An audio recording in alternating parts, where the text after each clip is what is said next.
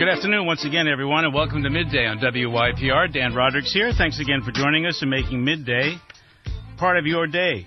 Several issues are gaining attention on the legislative agenda as we head into the 2013 session of the Maryland General Assembly, which officially begins tomorrow. In the aftermath of the Newtown massacre, the issue of gun control seems likely to reemerge in state houses across the country, including ours here in Maryland. Last night in Harford County, the Havre de Grace City Council voted to add 2 more school resource officers to its daily patrol through March, specifically citing the Newtown shootings. According to the Aegis of Harford County, Havre de Grace Mayor Wayne Doherty's budget amendment says the Newtown shooting has captured the national attention and the safety of children, while its school is at the forefront of parental concern. So gun control measures are likely to be introduced in the legislature this month. Several progressive organizations, including the NAACP, are attempting once again to abolish the death penalty in Maryland. They want to try to do that during this legislative session. The burgeoning controversy of speed camera inaccuracy in Baltimore City and other jurisdictions might get some attention as well during the session. Subsidies for the development of offshore wind energy will also be heard in Annapolis over the 90 days, or calls for those subsidies. But as usual, the most pressing issues facing government leaders throughout the state are nagging fiscal issues. Last week, county officials from around the state gathered for their annual conference. Enough is enough, declared Wicomico County Executive Rick Pollitt, decrying years of cuts in aid to local jurisdictions to help the state balance its budget. Mr. Pollitt is the new president of the Maryland Association of Counties, or MACO. He said during the meeting the biggest hit against the county on the state's Lower Eastern Shore was the slashing of highway revenue, which saw Wicomico's highway funding go from $7 million down to just $200,000 a year. Other jurisdictions are facing similar cuts and dilemmas, particularly when it comes to funding new transportation projects in their home jurisdictions. There will certainly be talk again about raising the Maryland gasoline tax to fund roads and transit projects. 3 county executives, the executives of 3 of the largest counties in the state, are joining us today in this hour of Midday to talk about these things as we head into the legislative session in Annapolis. Here with me in Studio A is Kevin Kamenetz. Kevin was elected Baltimore County's 11th county executive in 2011, and before that he served on the county council for 4 terms. It's nice to get you back here on Midday, Kevin. Thanks, Dan.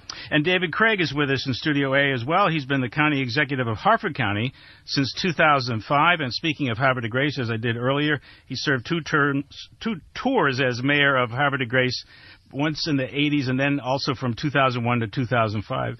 So, David Craig, nice to have you back with us here.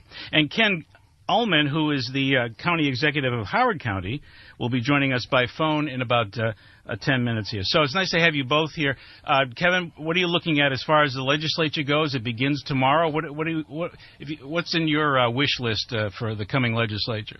School construction money. That's our number one priority. There was an announcement about that yesterday. Well, the governor did come to Baltimore County, to Overley High School, to announce additional funding that he's going to set aside beyond what has traditionally been allocated in the past several years, and a portion of that would also be dedicated toward air conditioning.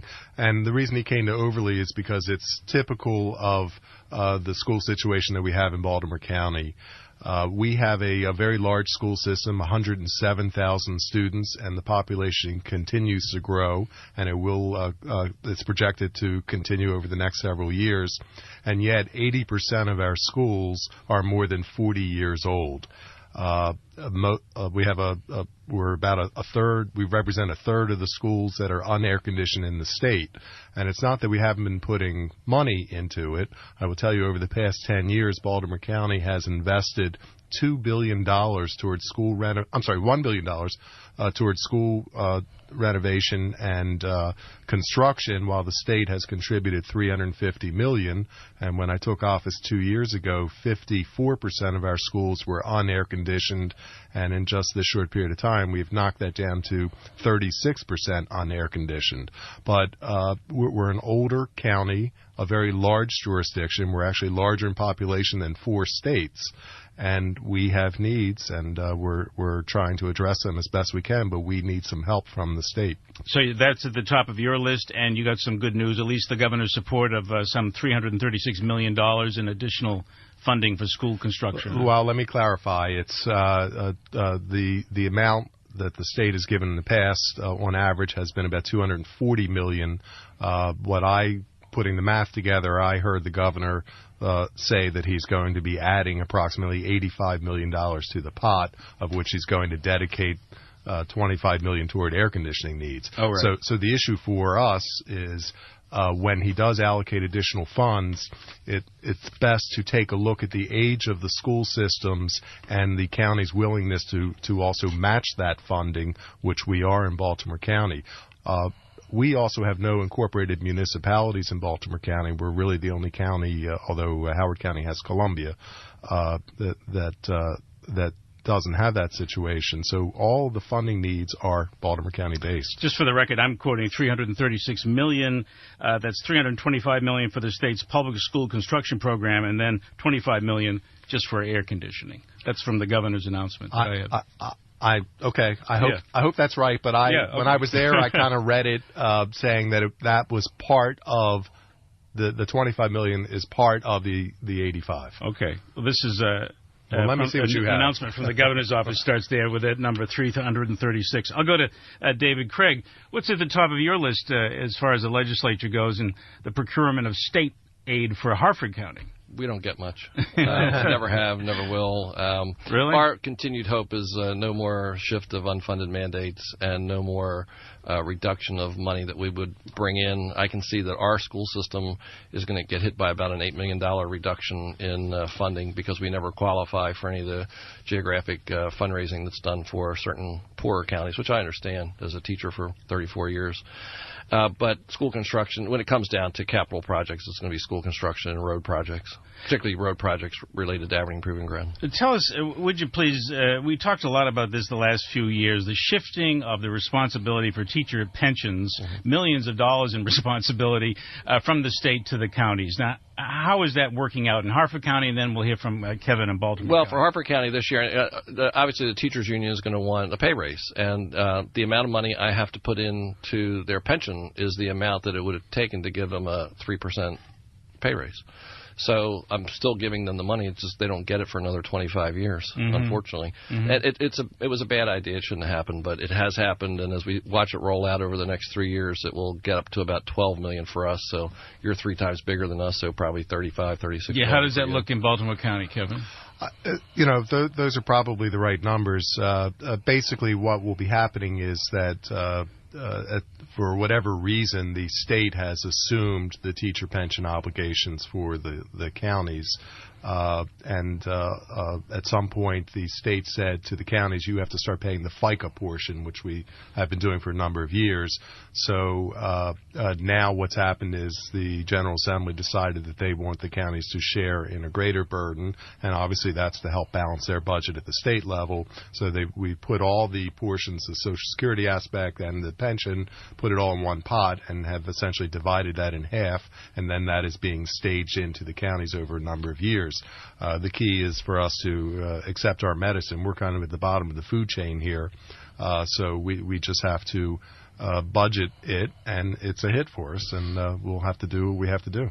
Before we go any further, I want to ask you just to give me the lay of the land in terms of the economy of Baltimore County and then in Harford County. David Craig, I always ask you this when you come on the show, especially the last 4 years as we've been through and then dealing with the aftermath of the Great Recession. So how do things look in Baltimore County? You travel around, talk to small business owners, people in development, in construction. What are you hearing and seeing? Well, David's county and my county are really, although we're adjacent to each other, really a tale of two different counties. Obviously, again, Baltimore County is 3 times the size, but we're, in essence, 3 times the age, too, in the way we have industry established. David's County is certainly blessed with the advantage of Aberdeen Proving Ground, and that, I think, has been a great boon for him. In Baltimore County, I will tell you that our primary, as with David, our primary receipts are both the income tax and the property tax. Our income tax levels are very flat. So that reflects that people's incomes are not going up, and we all know that. The real concern, of course, is the property tax revenue, which actually could be declining for the first time in our history. And the reason that's happening is that when times were good, the state would assess at a high level, but as in David's county and Ken's county, we impose a cap. We have a 4% cap. Or 5%. You're at 5%. So that means that even if the state assess you at this high level, Baltimore County only added a 4% increase per year. So what's happened now is as the assessments are going down, we're kind of reaching the level where we're actually taxing. But if they continue to drop, then there will be a reduction in revenue. So that's a serious thing for us because we have an increasing population. We're 810,000 residents, and we are increasingly diverse economically, and as well as all other categories, and this aging infrastructure. So. But we're looking at new strategies. I mean, we have Social Security Administration as our largest employer, and we think that we're fairly immune from federal cutbacks on that because it's the only past the fiscal cliff. Well, it's the only growth industry I know in the federal government. People are getting older, right? But also, we got past the fiscal cliff issue, which if we had this conversation just a week or two ago, we would be talking about a different subject here. Maybe all we did was to delay that. Those issues are going to be out there. But so we're repositioning ourselves. We had the unfortunate demise of Bethlehem Steel, which was not just the county's major employer; it was the state's major employer. And of course, it went from 30,000 employees down to at the demise 2,000 employees, but it still is a way, okay, how do we change our focus now? And we think that the Sparrows Point Peninsula really offers some great opportunities with port expansion and logistics and can still be a jobs creator. So it's a new way of analyzing. We still can have manufacturing, but it's a clean manufacturing today. It actually requires college degrees, emphasis in technology and science, engineering and math, and training workers to handle computers now. David Craig, how do things look in Harford County? Well, we got hit by property tax reductions the last 3 years, and we will see probably about a 4.7% reduction in property tax in the areas, the 1/3 of the county that got reassessed in revenues. But our income tax has actually gone up, and last year we were number 2 in the nation when it came to the increase in weekly wages for people that lived in the county. So we've seen pretty good increases that way. So it's a flat total. So one has negated the other. So the increase we got in income tax just negated the decrease we will see in property tax. Okay. And, I really don't believe there was a fiscal cliff. I think it was, they just talked about it. My wife got me the new book on Thomas Jefferson, and, he writes in 1807 about how horrible the economy was, and this was unprecedented, and the division within the party, and it was a Democratic-Republican party at the time, and they're fighting, and this is unprecedented, and it's like, you could just change the date on this and make it right now, and it would fit. History does repeat itself. Yeah, but pretty often. We'll take a break here. David Craig is the executive of Harford County. Kevin Kamenetz, the executive of Baltimore County. You're welcome to call with a comment or question, please. 410-662-8780. Rare opportunity to speak to 2 county executives, and then a third during this hour of midday. Ken Ulman of Howard County. Howard County will be joining us. Our toll-free number, 866-661-9309. The midday email address, midday@wypr.org. You can also tweet a comment or question to Midday WYPR. We're going to talk about the gasoline tax in Maryland. It has not been raised in 20 years. What do you think about raising the gasoline tax in Maryland to pay for transportation projects? We'll be right back.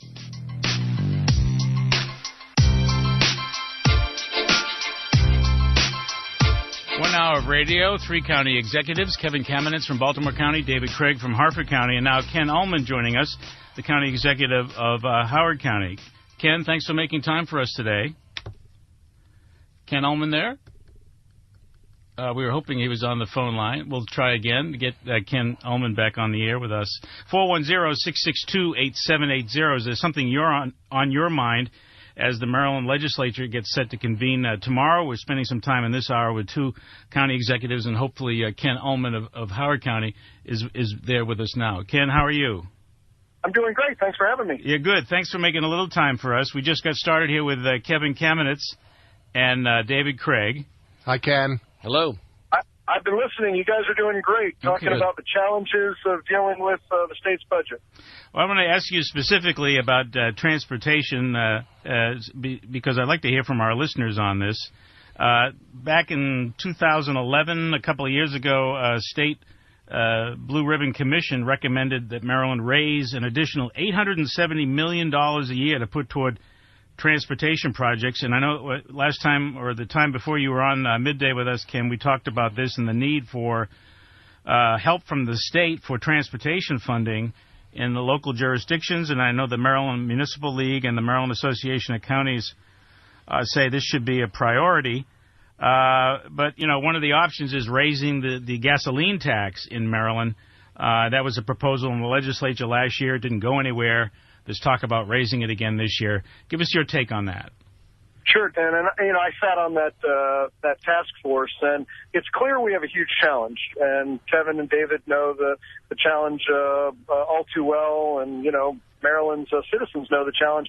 The frustrating part is we haven't been able to come up with a real plan that the citizens really buy into. And, you know, gas tax is one of the most unpopular proposals that one can propose. And frankly, I think it's because the citizens are skeptical that if they pay more at the pump, it'll actually be used to, you know, in a way that will allow them to get home to see their kids' soccer practice or, you know, get out of traffic. And we really haven't laid out a plan and a vision that will show people how that money will be spent to make a difference in their lives. And that's really what we have to do. And until we do that, we're going to have the same dynamic in Annapolis, not having the votes for a gas tax or any other proposal. So I'm really looking for a real vision and a plan. We all know we need it, but we can't agree on how to pay for it. So I'm looking forward to being a constructive part of the discussion, but we've got a lot of work to do.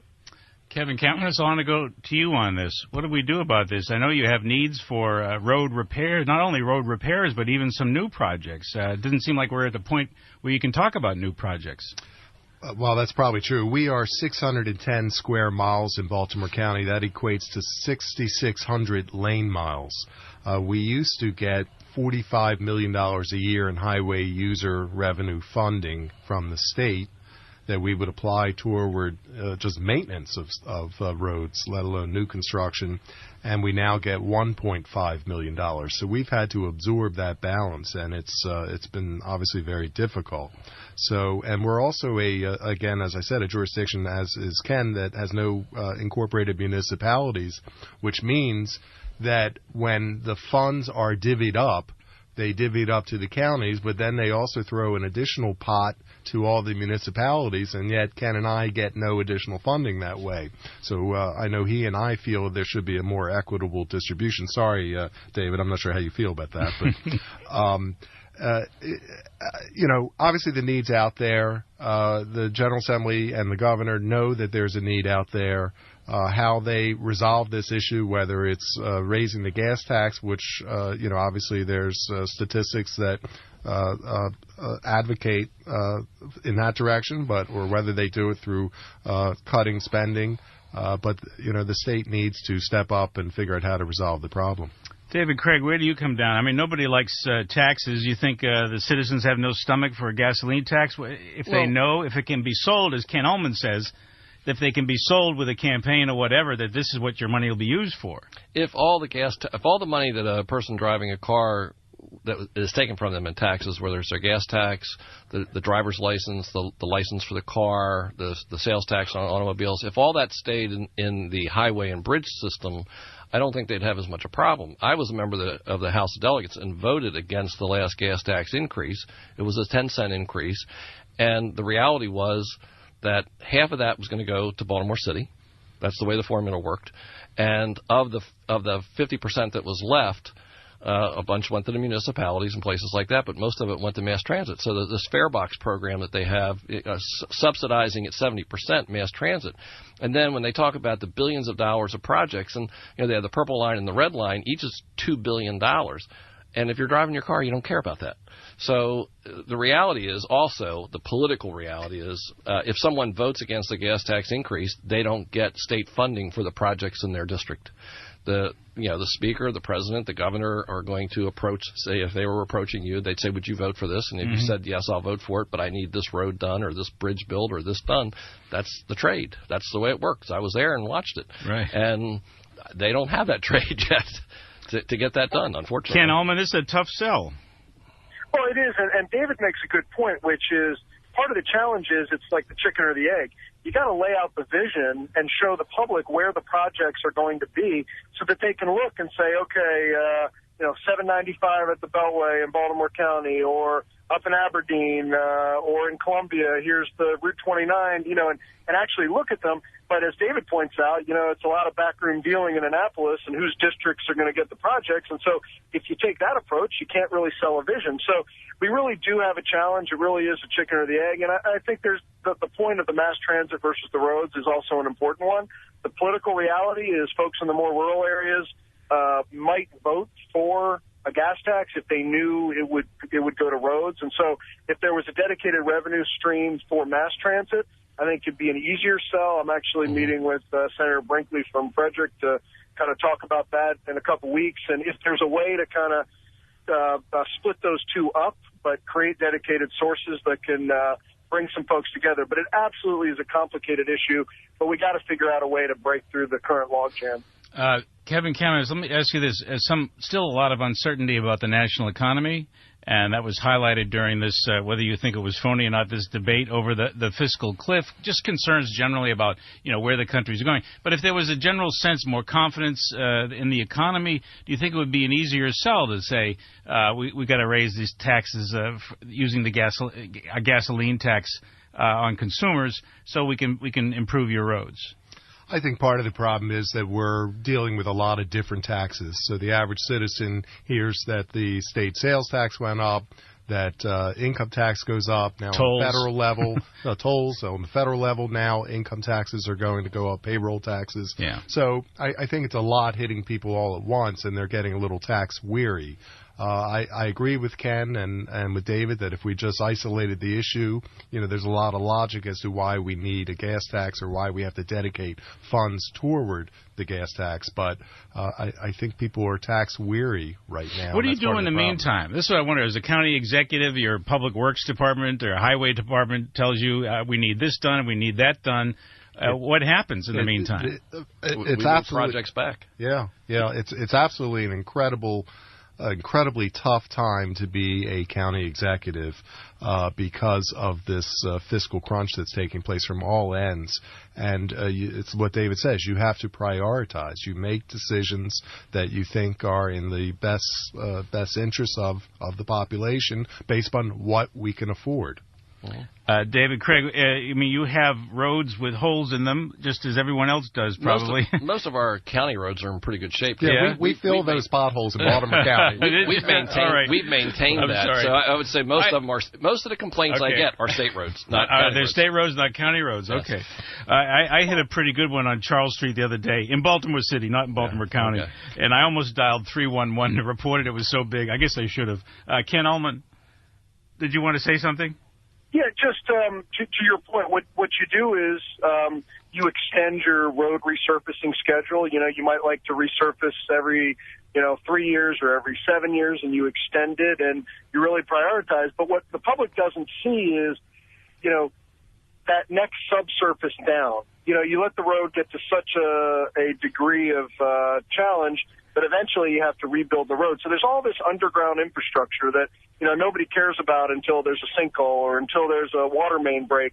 But that's our job as county executives and mayors to worry about that stuff that nobody cares about until it breaks. And that's the stress that has been happening over the last number of years that, again, it's a little bit under the radar screen, but it's real and it's out there.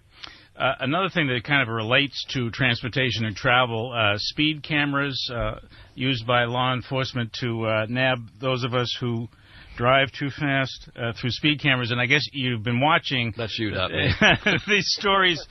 You don't have any potholes either. Okay, no. David. Well, I don't. Do you have speed cameras in Harford County? We don't. You don't have any. How about in Baltimore County? You've got some. We do. We do. You've got some. And Howard County has some as well. So you've been watching this controversy in Baltimore City. Now we have the police commissioner, the new police commissioner of Baltimore City, saying they're going to replace these old cameras with new cameras, upgrade. Lots of questions that the public has had about the accuracy of the cameras and whether they'll get their money back from fines that they paid that maybe they shouldn't have paid for. So anyway. To answer questions about the city cameras, you're going to have to bring someone in from the city. Okay, yeah. Okay, no, because our system is totally different.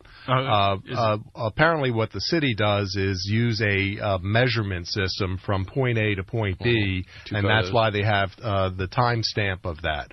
Baltimore County, we use a laser technology, the same thing that the police officer uses with that laser gun, and it points at an object and it measures that speed right at that second. The cameras are calibrated every day, just like that police officer calibrates his handheld camera every day, and the citation is reviewed by a Baltimore County police officer. I've been there. I've watched them do it. Every citation is reviewed by that officer, and the vendor does not get paid for mistakes. So we're confident that the system we have in place in Baltimore County is an accurate one, and we're also confident that the way we process the tickets are done appropriately. How about in Howard County, Ken? Yeah, some similarities. We also use the laser technology. The city uses the radar technology, and as Kevin said, that's a key difference. That's why you can have, in the city, the mistake of, the car that wasn't even moving, that, the light reflected on, with the laser technology, you really can't have that kind of a mistake, and I understand now that the city's replacing them. The other thing that we do in Howard County is we really wanted to start slow, and so we posted all school zones that it's enforced by speed cameras, but we have 2 mobile vans. That's all we have right now is 2 mobile vans, and we move them around and position them because the goal was to change the culture, to get people to slow down, not to use it as a money-generating mechanism, but to really change the culture. And so we also process them with county police officers, county civilian employees. And so we're confident in it, but we're also interested. If folks in Annapolis, want to strengthen the rules, we're more than willing to participate. What we don't want is the public to lose confidence in the entire concept to the point that they throw out everybody's system, even those who have been, I think, doing it the way that the law was intended. I'm curious, David Craig, why no speed cameras in Harford County? No call for them, no need for them. Everything's good in Harford County. No potholes and no speeders. No fiscal cliff. I was never in favor of speed cameras, personally myself, but neither was our delegation when they voted on that bill many years ago, and the county council is not in favor of it. So there was just generally not any desire to do speed cameras. We're going to take a break here on Midday. When we come back, some phone calls for our guest, David Craig, Harford County Executive, Kevin Kamenetz, Baltimore County Executive, and we have him for a few more minutes, Ken Ulman, before he has to flee about a quarter of. So a short break here. Ken Ulman, of course, the Executive of Howard County. We welcome your calls with questions. 410-662-8780. If you live in Harford County, you have a question for David Craig, that's fine. If you live in Harford County, you have a question for Kevin Kamenetz, that's fine. If you live in Harford County and have a question for Ken Ulman in Howard County, that's fine. Or if you live in Howard County and have a question for Kevin Kamenetz in Baltimore County, that's fine too. 410-662-8780. A short break. We'll be right back. All right, we'll go to the phone lines and take some questions for the county executives, and you can ask them some questions about the legislature coming up, some of the issues we've been covering here, but also if there's a home issue back there in Harford County, Howard County, or Baltimore County, feel free to ask your question. Karen in Baltimore County, for instance, with a question for Kevin Kamenetz. Karen, welcome to the show. Thank you. How are you? Good. Kevin, the question I have is, my understanding is about 50% of our county budget supports our schools. Correct. Is that true? Okay. So, just from a logical standpoint, what are we doing to mitigate some of those costs, improve efficiencies? I know we have a very strong magnet program in Baltimore County, some of it underutilized, some of it in high demand, but the county isn't meeting that demand. How do you view, and I know we have a wonderful new school superintendent, where do you see the vision of how we're going to spend our tax dollars wisely there.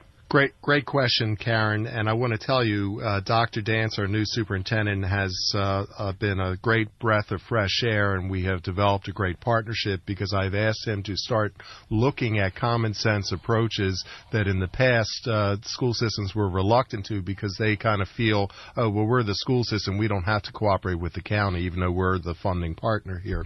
I'll give two quick examples in Dr. Dance's very short tenure. We've done a pretty good job at downsizing our county workforce in government. We now have the lowest number of county employees in the past 25 years, non-public safety and general government employees. And as a result, we created extra space in our office buildings. I asked Dr. Dance to terminate a lease that he had for non-school support staff and move those school employees into our county office building, and he's agreed to do so. That's saving us $1.1 million a year that we're going to plow back into the system. I asked him to consider consolidation, which he has done, of different agencies that are redundant between the two areas of government. So we have just finished consolidating our information technology department, our IT folks, and we've moved his IT folks over to our location, their data center, into our data center, and that potentially will save us hundreds of thousands of dollars every year. Again, we'll plow that money back into the school system. I'm asking Dr. Dance to start looking at some undercapacity schools. As you know, the city just announced closing plans to close 26 schools. Baltimore County has a lot of schools that are clearly well under capacity, and when I say that, 50% under capacity, and I've asked them to start considering ways to consolidate and as well as promoting new educational opportunities. So from my perspective, it's all about the fiscal. I'm not trying to address the classroom aspect. He's the expert in that. But since we're the funding partner with the money, I'm asking them to start addressing ways that we can save money, similar to the belt tightening that we have done in general government, and have them do that in the school system so that there's more resources available. A question I have for each of you, and I'll start with David Craig and Ken Ulman on this and come back to Kevin Kamenetz on it. And you heard me mention at the outset of the show that the Harvard de Grace City Council approving, this was a $40,000 budget amendment to add 2 more school resource officers to its daily patrols of its schools there, and that's the county council cited the recent shooting in Newtown, Connecticut. And this is a question on the minds of lots of parents in December when this happened, immediately, of course, and then afterwards through the holidays, and then as the children returned to school. So I just wondered what steps, if any, have been taken out of concern for additional school safety in your home county, and what do you hear from people about this? Well, unlike the other 2 county executives, I was a school teacher and assistant principal. I actually lived it for 34 years. I actually took guns away from students. I actually took a bomb away from a student one time. Had a shooting in a school one time. So these things have happened for a long time. The media has come out now with more information. But fortunately, I think school systems have worked for safety. There are a variety of ways. School resource officers are excellent things to do. We had school resource officers at the high school level in Harford County, and we're gradually expanding it because that is important. I can tell you that if someone wants to do something disastrous in a school and they see a police car out front, most likely they're not coming in. Another thing is structures. We have 4 old schools in Harford County that are multi-building schools, which means the students have to leave the building to go to another part of their school. And I've pushed that Harvard Grace High School, Youth Benefit Elementary, Homestead Wakefield, and William Paca, which are all old schools, that's a security issue. So building more secure schools is another way to do it. And the other thing a police officer or school resource officer does is they begin to build a good relationship with the students that are there. Lots of students are coming from areas where they don't like police officers or are afraid of them, and these are usually pretty good police officers, and they reach out to them in a very good way because they're trained in a different way, and they begin to tell them other things that are happening. So it's a good thing. There are a variety of things you do. We need like I said, better secure buildings. We need better IT systems for seeing the people outside when they're coming. We need better issues with psychologists and people like that. When we find a student who has a problem and we begin to know that, maybe they don't have an education problem, but it's an emotional issue. Maybe their parents got divorced, or maybe I had a student one time that brought drugs to school because he was stealing them from his parents. So you have issues like that. So better programs like that to help the child themselves. And spending more of your money, I think Kevin was good about talking about the efficiency, because 50% of our budget is given to schools, but almost 45% of that goes outside and doesn't pay for the teachers. I know teachers get upset that, what are you doing about giving us pay raises and things like that? But the reality is almost half of that money isn't spent in the classroom. So spending more money in the classroom is important by the board, but I have no control over that. Ken Ulman, I know our time is short with you, but I wanted to ask you about in Howard County, in the wake of Newtown, what's been happening there? What do you hear? And any new measures being taken with regard to the schools?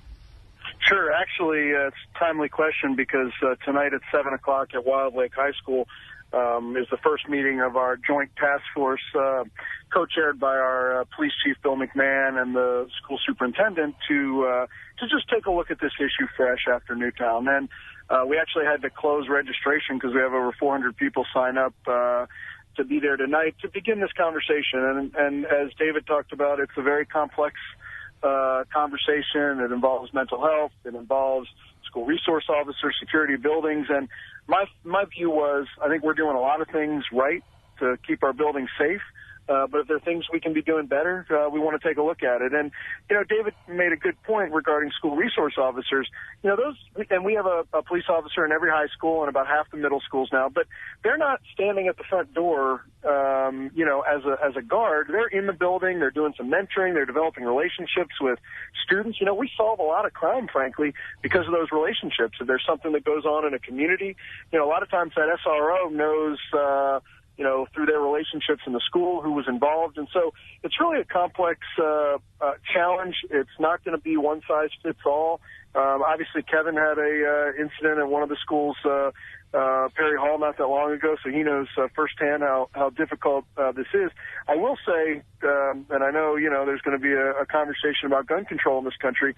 I will say, when I think about what happened at Perry Hall, and I think about the kind of gun that the young man had in Baltimore County versus the kind of weapon that was used in Connecticut. I know a lot of people don't want to have this conversation, but the more bullets you can throw out there in a very quick period of time, the more damage you can do. So I do think that has to be part of our national discussion. Ken, do you have any more time for us? Do you have to go? Yeah, I can stay on for a few more minutes. Okay, because we do have a caller with a question for you. But I wanted to hear from Kevin Kamenetz on this, and the public did hear from you and your police chief the day, or just a few days after this tragedy in Newtown. And we had the chief with us for an hour of the show. So at Baltimore County Schools in general, or just your views of this in general, Kevin? Well, let me just tell you, I thought David gave a great summary of where we are and the complexity of it, and I think Ken, David, and I are all on the same page as this. And of course, we have police officers in all of our high schools and most of our middle schools, and we're examining that issue as to elementary schools and the costs associated with that. But you have to think about the physical plant, the exterior, using technology now, mental health aspects. But you also, Ken, you brought up the salient point here. If these people had access, this child had access to an assault weapon with high capacity magazine, we would have had our own Newtown in Perry Hall. And I think the debate is a good one now. I say that we should reinstate the federal ban on assault weapons, and it can be further defined. I think that's a no-brainer to me. I don't think we should be putting weapons out in the public that can defeat the weapons that police officers carry, but also the high-capacity magazine, 10 or more rounds. I just don't know why we need that. These are weapons of war. They're not for our streets at home. And also eliminating the loophole in background checks that allow someone to purchase guns in a gun show. That's just absurd. So hopefully the state and the federal government get on that. But these are steps that have to be taken. David Craig, do you support an assault weapon ban? Would you support Congress restoring the assault weapon ban? Here's the situation. You walk out to your car late at night, someone points a gun at you. You're not going to look at the type of gun and how many bullets it has in it. You're going to do what the person tells you to do, give them your money.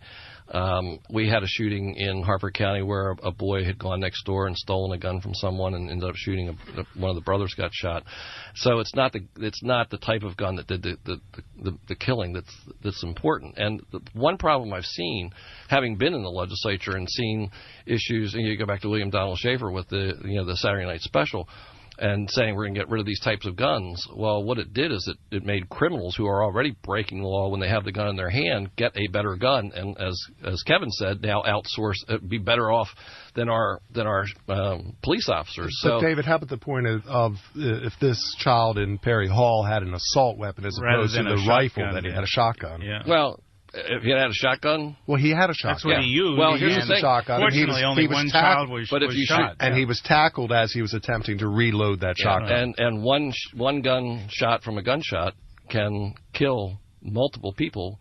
Not the way an assault style weapon with a high capacity magazine can. Well, a shotgun shoots the same kind of bullets, and it can hit the same number of people, and definitely kills them. It's not just what happened. I can tell you this week. Well, actually, right before Christmas, I was at a pawn shop buying a used coin for a collection, and I saw where they were selling the guns, and I talked to the guy who owned it, and he said he'd sold everything. That's what basically happens. If you ban assault weapons now, you have to go back and take the ones that were already there if you want to solve the problem because it's an assault weapon. And I guess Congress should have never let that law expire. That's right? why Congress didn't do that the first time either. They grandfathered in the 1.5 million weapons like that were out there already. Ken Ulman, I wanted you to hold because Brenda's holding in Ellicott City with a question specifically for you in Howard County. Brenda, go right ahead, please. Hi. Yes, it seems they've raised the water and sewer rates 2 or 3 times in the last year or so. And I'm wondering, why is that, and is there any relief in sight? It's a great question. Unfortunately, you're absolutely right. We buy our water from Baltimore City, as does Baltimore County, and maybe part of Harford County. I don't know if you do or not. But so basically, we pass on their rate increases. So, Baltimore City keeps increasing the rates of the water that we purchase. It's still less expensive than buying water from WSSC, although some of the southern area of Howard County, we do purchase it from WSSC because the reservoir is right on our border. So it's a tough challenge. The city needs to continue to upgrade its system, which is very costly, which is why they continue to pass on increases, which, frankly, we pass on to the consumer. And, we basically charge you what it cost us to buy the water. Okay, Brenda, thank you very much. Infrastructure, right. Okay, thank you, Brenda. Michelle in Baltimore County, a question for Kevin Kamenetz, County Executive. Hi, Michelle. Hi. My question to Mr. Kamenetz is about the government center and the selling of the building. I have sent quite a few emails to the politicians. I also set up the Facebook page to save the government center. And we have 720 people as of this morning that are against selling our center. The problem is we have so many programs that are in that building that rely on that building and that are housed there. And when that's being sold, not only are we losing our fields, we're losing our home. We have nowhere to go. And I did get an email back from Mr. Shepard saying that in your proposal that you were going to move the programs. However, there's nowhere in Dundalk for them to go. We don't have a full theater that we can, do the sky's the limit. There's no smaller soccer arena. We only have the one soccer arena, which is the Cirque building, and it's huge.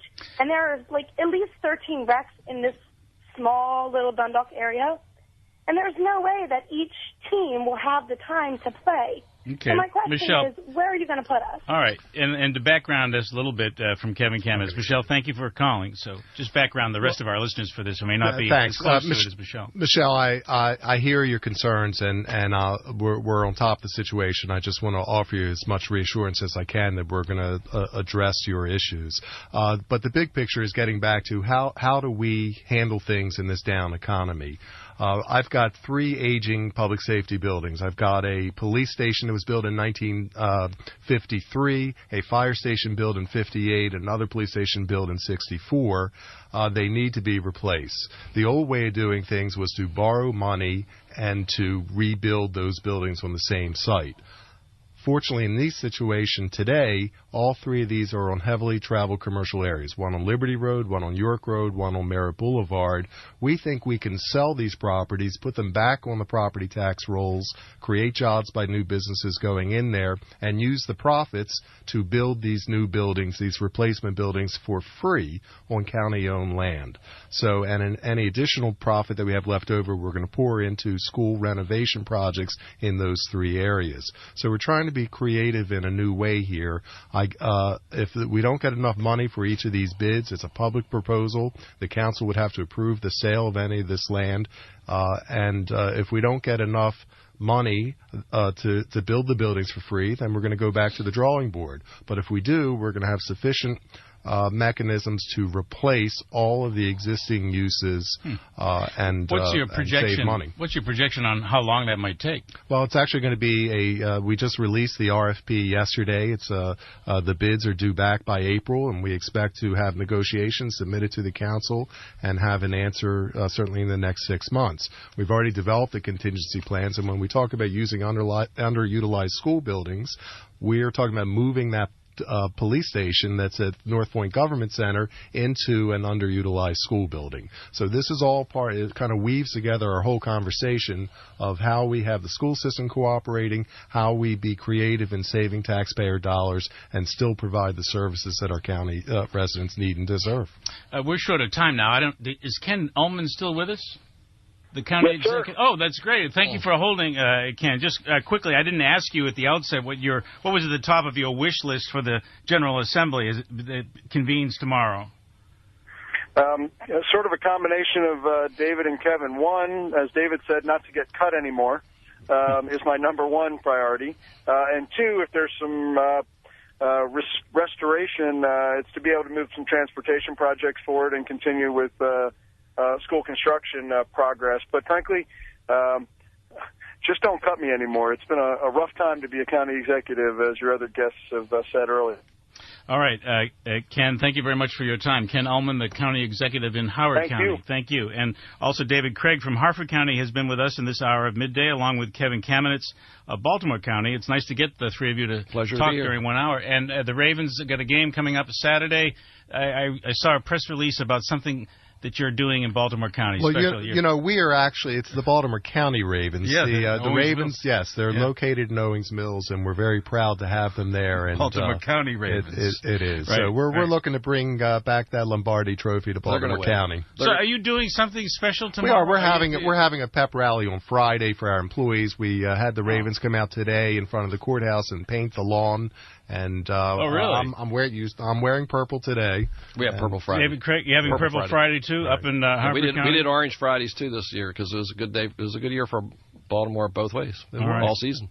Well, we say go Ravens and go County Executives. Thank you very much for being with us today. We'll go. Okay. Yeah, go and please have lunch. We actually have lunch provided for our guests today by Waterford Chocolate at 1841 East Lombard Street.